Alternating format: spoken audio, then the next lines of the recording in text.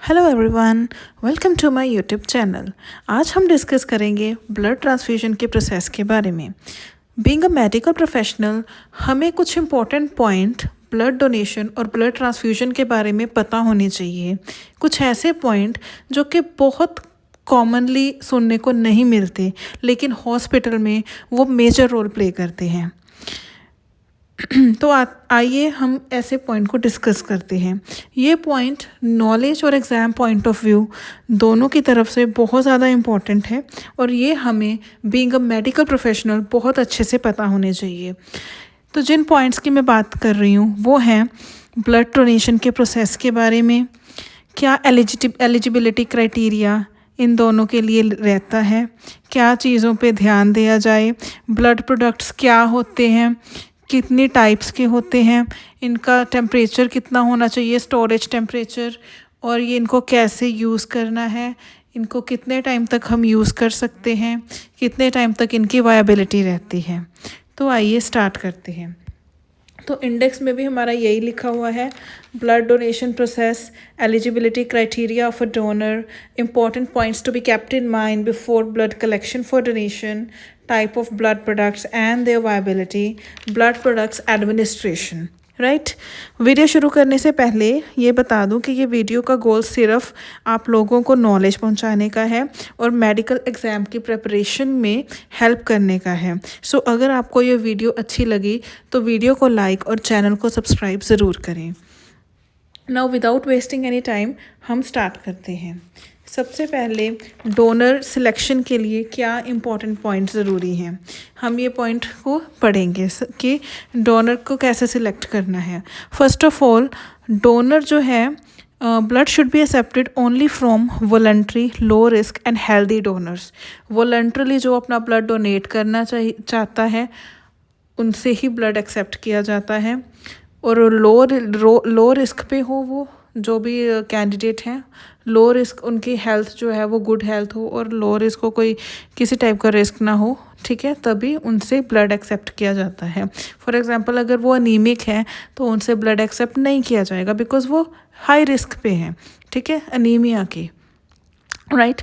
Then उसके बाद educate the donor prior to blood collection about the risk of the transfusion transmissible infection। Transmissible infection के दौरान transfusion reaction के दौरान जो रिस्क होते हैं उन रिस्क को पहले हम उस कैंडिडेट को एक्सप्लेन करते हैं कि इसकी ये रिस्क है, और सारा प्रोसेस भी एक्सप्लेन करते हैं कि कैसे ये आप में से आप ऐसे ब्लड डोनेट करेंगे, ठीक है, ऐसे ट्रांसफ्यूजन प्रोसेस प्रॉपर होगा और फिर उसका ब्लड टेस्टिंग की जाएगी, प्रिजर्व किया जाएगा ब्लड को प्रॉपर, हम जो भी स्टेप्स होते हैं उसको एक्सप्लेन करना होता है। थर्ड बात करते हैं क्वेश्चनेयर की। Questionnaire should be prepare in English and local language to be answered by the donor, ठीक है। क्वेश्चनेयर क्या होता है, एक चेकलिस्ट होती है क्वेश्चंस की, तो वो हम उनको देंगे जो भी कैंडिडेट इंटरेस्टेड है ब्लड डोनेट करने के लिए, और उनको हम जो क्वेश्चनेयर है वो लेमन लैंग्वेज में होना चाहिए। अगर फिर भी कैंडिडेट नहीं पढ़ पा रहा, उनको पढ़ना नहीं आता, तो किसी की हेल्प लेके वो फॉर्म भर सकता है, उसमें उनकी हिस्ट्री वगैरह सब कुछ जो है वो पूछा गया होता है, ठीक है। देन उसके बाद नेक्स्ट आता है criteria for donor selection. Donor selection का क्या क्राइटेरिया होना चाहिए। हर एक इंसान ब्लड डोनेट नहीं कर सकता, कुछ कंडीशंस होती हैं। एक तो जो ये कंडीशंस हम आगे डिस्कस करते हैं, ठीक है, ये अभी डिस्कस करेंगे। तो कहने की बात ये है कि हर एक जो पर्सन है वो ब्लड डोनेट नहीं कर सकता, पहले टेस्ट करवाने पड़ते हैं, कुछ फॉर्म फिल होते हैं, उनमें से कुछ क्वेश्चंस उनको पूछे जाते हैं। तो अगर वो सारे क्राइटेरिया को मीट कर लेता है, क्राइटेरिया की कंडीशंस जो भी होते हैं उनको मीट कर लेते हैं, तो फिर वो ब्लड डोनेट कर सकते हैं। सो पहला पॉइंट है जनरल अपीयरेंस। जनरल अपीयरेंस देखी जाती है, जनरल अपीयरेंस गुड होनी चाहिए कैंडिडेट की। देन एज, ये कई बार क्वेश्चंस आ जाते हैं कि कितनी एज ग्रुप के लोग जो है वो ब्लड डोनेट कर सकते हैं। Very very important, 18 to 65 years, ठीक है। 18 से कम लोग नहीं ब्लड डोनेट कर सकते, 65 के अबव भी रिस्क रहता है, ठीक है।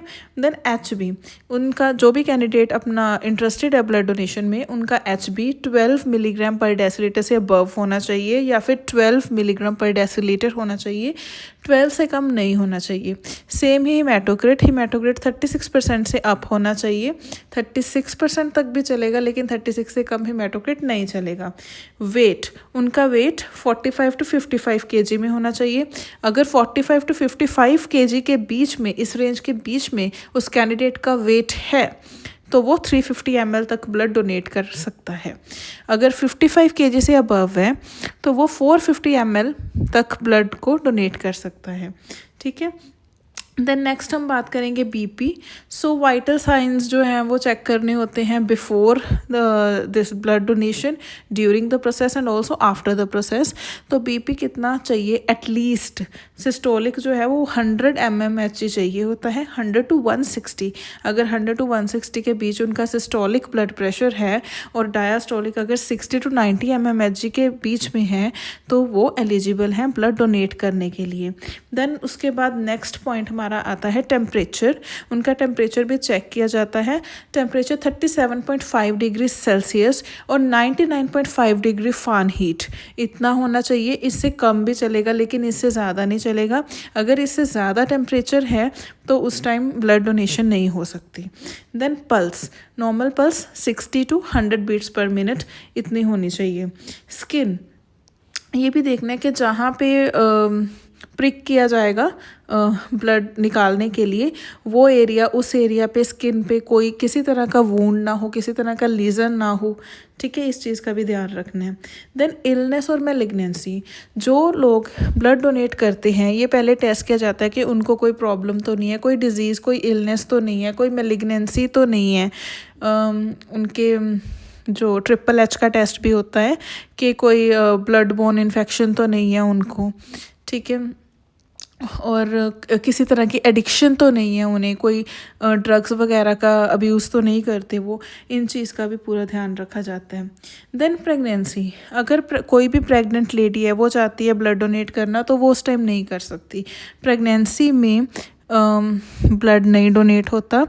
इवन डिलीवरी के भी 12 मंथ्स के बाद में ही ब्लड डोनेट कर सकते हैं। 12 months after delivery blood donate कर सकते हैं। डिलीवरी और लैक्टेशन के टाइम भी ब्लड डोनेट नहीं किया जा सकता। देन अबॉर्शन, अगर सेकेंड और थर्ड ट्राइमेस्टर में अबॉर्शन हुआ है तो 6 मंथ्स तक ब्लड नहीं डोनेट कर सकते, ठीक है।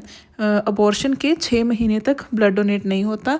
6 महीने के बाद ब्लड डोनेट कर सकते हैं अगर वो चाहें तो, लेकिन अबॉर्शन में भी नहीं होता, प्रेगनेंसी में भी नहीं होता, डिलीवरी के टाइम भी नहीं ब्लड डोनेट कर सकते, डिलीवरी के 12 महीने के बाद ही ब्लड डोनेट होगा। देन मेंस्ट्रुएशन कोई इतना बड़ा वो नहीं है, मेंस्ट्रुएशन के दौरान भी ब्लड डोनेट कर सकते हैं, मेंस्ट्रुएशन में कोई प्रॉब्लम नहीं है। देन उसके बाद हम बात करते हैं ब्लड प्रोडक्ट्स के बारे में कि ब्लड प्रोडक्ट्स कितने टाइप के होते हैं। तो जैसे एक हमारा जैसे कैंडिडेट में से ब्लड लिया गया तो ब्लड के आगे काफ़ी प्रोडक्ट्स जो है वो बनाए जाते हैं, ठीक है, मशीन के द्वारा। और वो जो ब्लड प्रोडक्ट्स होते हैं वो डिफरेंट कंडीशन पे काम आते हैं, ठीक है। जैसे होल ब्लड हो गया हमारा, ठीक है। फिर यहाँ इनमें से फ्रोज़न रेड ब्लड सेल्स या पैक्ड रेड ब्लड सेल्स ये निकाल लिए जाते हैं, इनका अलग फंक्शन होता है, ठीक है। देन प्लेटलेट सेल्स हैं वो अलग किए जाते हैं, ठीक है। जिनमें प्लेटलेट की कमी होती है उनको प्लेटलेट दिए जाते हैं। या फिर कोई भी पेशेंट है जो एक्टिवली ब्लीड कर रहा है, ठीक है, फ्रेशली ब्लीड कर रहा है तो उनको प्लेटलेट चढ़ाए जाते हैं। देन ब्लड में से फ्रेश फ्रोज़न प्लाज्मा भी निकालना जाता है। जो ये फ्रेश फ्रोज़न प्लाज्मा होता है इनको FFP बोलते हैं।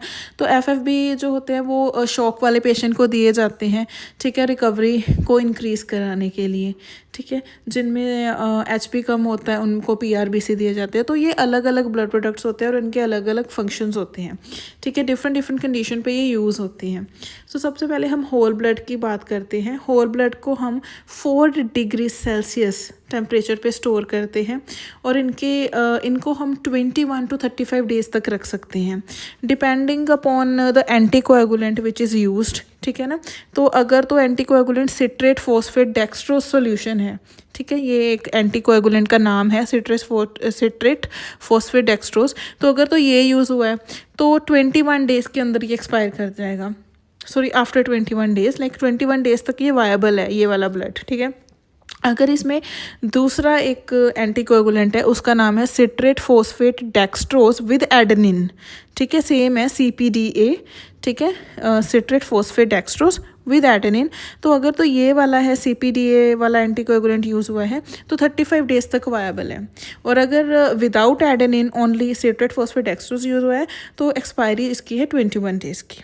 ठीक है, फिर फ्रोज़न रेड सेल्स जो है ये एक स्टोर्ड फॉर्म होती है RBCs की, और ये यूज़ होते हैं whenever there is an emergency condition. ठीक है ना, तो ये फ्रोज़न होते हैं, तो इसको सबसे कम टेम्परेचर पे रखा जाता है ताकि ये फ्रीज़ हो सके -80 to -190 डिग्री सेल्सियस। ठीक है, इतने टेम्परेचर तक रखते हैं और ये 10 ईयर्स के लिए वायबल होते हैं फ्रोज़न रेड सेल्स। ठीक है, देन उसके बाद हमारे पास आते हैं प्लेटलेट को -22 डिग्री सेल्सियस पे स्टोर किया जाता है और इनकी वायबिलिटी 3 to 5 डेज़ की होती है।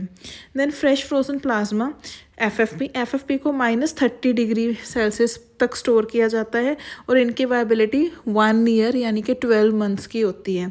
अगर इनको -60 पे स्टोर किया जाए तो ये अप टू 5 ईयर्स तक वायबल होते हैं।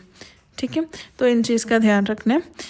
अगर -60 पे FFP स्टोर होते हैं तो 5 ईयर्स तक वायबल होते हैं, अगर -30 पे स्टोर होते हैं तो 12 मंथ्स के लिए होते हैं।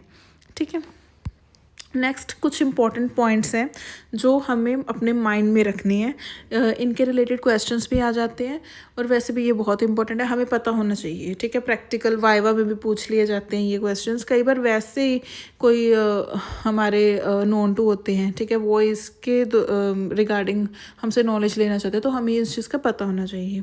ठीक है, सो सबसे पहले करते हैं बात हम intervals between the 2 blood donation should be at least 12 weeks. ये नहीं है कि एक दिन ब्लड डोनेट कर दिया हफ्ते बाद दोबारा करने, नहीं, वो कैंडिडेट जो एक बार ब्लड डोनेट कर रहा है वो 12 वीक्स के बाद ही दूसरी बार ब्लड डोनेट कर सकता है। ठीक है, ये एक टाइम पीरियड होता है कि 12 वीक्स का जो टाइम पीरियड वो चाहिए होता है between 2 consecutive blood donations.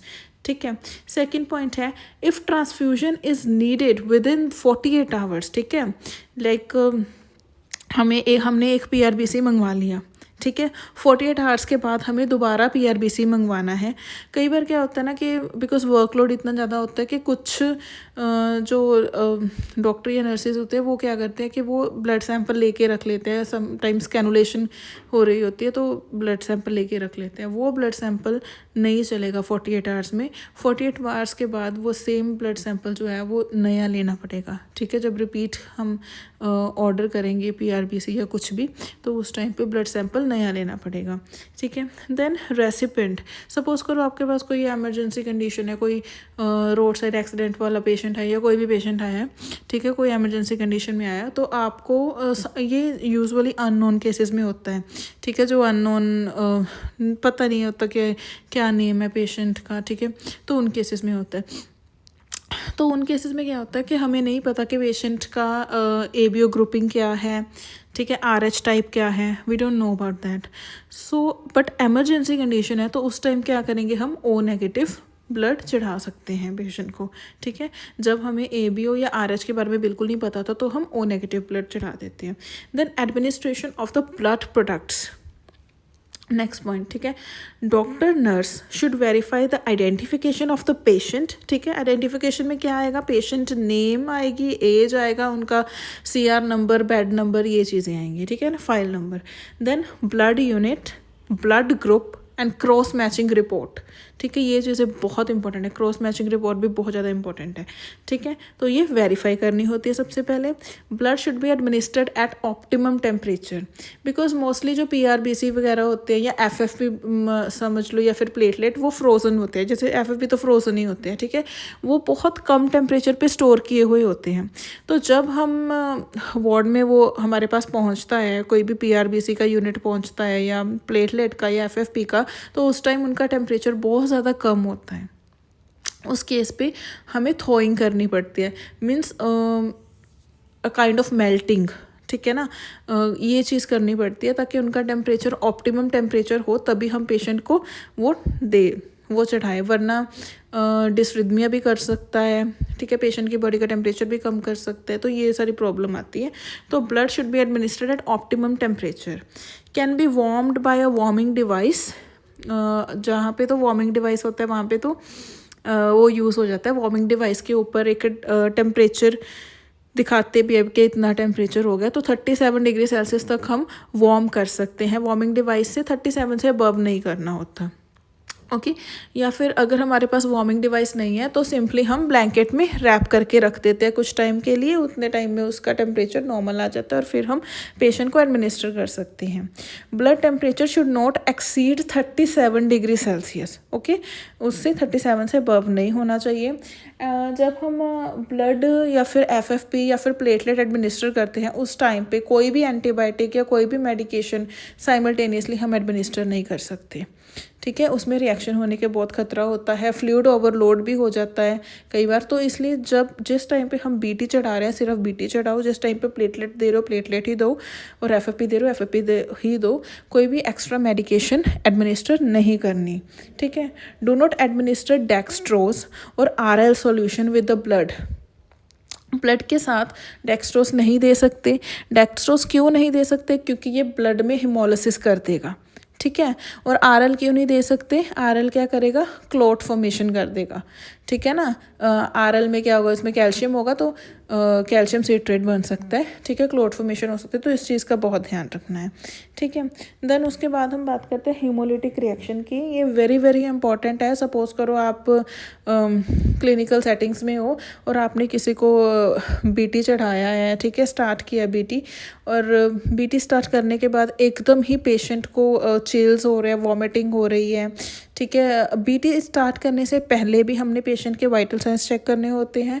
During उसके दौरान भी 15-15 मिनट, 1-1 घंटे बाद हमने चेक करने होते हैं। देन आफ्टर BT जब लग जाता है उसके बाद भी हमने वाइटल्स चेक करने होते हैं। ठीक है, तो अगर हम किसी पेशेंट को ब्लड ट्रांसफ्यूज़ कर रहे हैं, उस टाइम पे उनको वॉमिटिंग आ रही है, फीवर, चिल्स, ठीक है, और उससे भी सीवियर कोई कंडीशन हो रही है, जैसे उनको हाइपोटेंशन होगी, ठीक है ना, BP चेक कर रहे हैं तो वो हाइपोटेंसिव हो रहे हैं, टैकीकार्डिया हो रहा है, शॉर्टनेस ऑफ ब्रेथ हो रही है। ठीक है ना, तो ये सारे हीमोलिटिक रिएक्शंस के सिम्टम हैं। आपने क्या करना है? सबसे पहले स्टॉप कर देना है, इमीडिएटली आपने ब्लड को स्टॉप कर देना है। फर्स्ट ऑफ ऑल स्टार्टिंग में जो हम ब्लड ट्रांसफ्यूज़ करते हैं, वाइटल्स वगैरह करने के बाद हमने स्लो रखना होता है, एकदम इतना ज़्यादा तेज़ नहीं देना होता, बिल्कुल स्लो, डेड स्लो हमने ब्लड देना होता है, ताकि स्टार्टिंग में ही हमें पता लग जाए कि कोई हीमोलिटिक रिएक्शन तो नहीं हो रहा। इन केस हो रहा है, इमीडिएटली स्टॉप कर देना है, फिजिशियन को बता देना है। ठीक है, उसके बाद आगे से हम उनको NS वगैरह जो भी एज़ पर ऑर्डर्स हम देंगे। ठीक है, देन उसके बाद पोस्ट ट्रांसफ्यूजन सैंपल जो है ना, प्रॉपरली लेबल करके वो भी भेजना होता है ब्लड बैंक में। ठीक है, सपोज करो किसी भी पेशेंट को किसी भी तरह का रिएक्शन हो गया है, तो उस टाइम हमने क्या करना है कि उनका सैंपल लेके उसके सैंपल के साथ क्या जो पुराना ब्लड बैग है जिससे रिएक्शन हुआ है और जो BT सेट है, वो सब हमने डिपॉजिट करवाना होता है ब्लड बैंक में। ठीक है, तो ये सब ब्लड ट्रांसफ्यूजन के बारे में ये सब हमने पढ़ा है आज। ठीक है, अगर आपको इसमें से कुछ भी हेल्पफुल लगा तो प्लीज़ इस वीडियो को लाइक कर देना। अगर कोई भी सजेशन हो तो प्लीज़ कमेंट बॉक्स में लिखना। प्लीज़ लाइक और सब्सक्राइब ज़रूर कर देना, बहुत मेहनत से ये वीडियो बनती है, एंड आई होप ये वीडियो आपके लिए बहुत बहुत हेल्पफुल हो। Thank you so much.